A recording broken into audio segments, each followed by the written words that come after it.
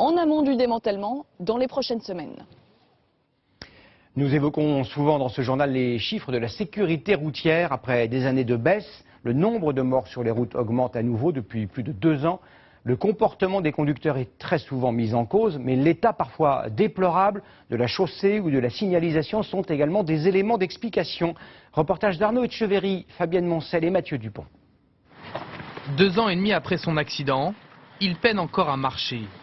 Ce 27 février 2014, Primaël Trouquins rentre chez lui, au guidon de sa moto. Quand je suis arrivé à ce carrefour-là, au stop, j'ai marqué mon arrêt sur la bande blanche pour avoir une visibilité à gauche comme à droite. Et malheureusement, un C15 blanc est arrivé de ma gauche et ça a été le trou noir.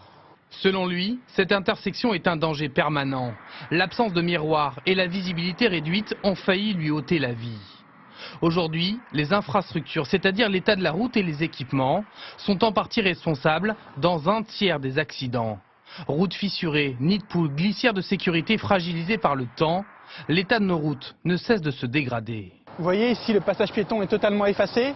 Là, le panneau est totalement illisible. Julien Vic représente les professionnels de l'équipement de la route. Et l'un des problèmes aujourd'hui, ce sont ces panneaux vieillissants. Quand on voit ce panneau-là, bien malin qui pourrait lire cette signalisation, on constate en France d'ailleurs qu'il y a 30 à 40% de signalisation routière verticale, les panneaux de signalisation qui est totalement non conforme. Et tout cela coûte cher à remplacer. Tous ces investissements sont à la charge des collectivités. Or, elles n'ont plus les moyens de les financer.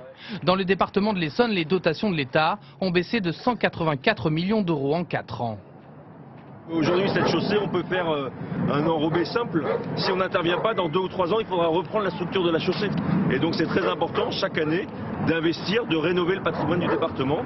Et malheureusement, la baisse des dotations de l'État permet de moins en moins de le faire. Débutés il y a 3 mois, les travaux sur cette départementale iront jusqu'au bout, nous dit-on. Le département a pour cela injecté 700 000 euros. Sortons à présent des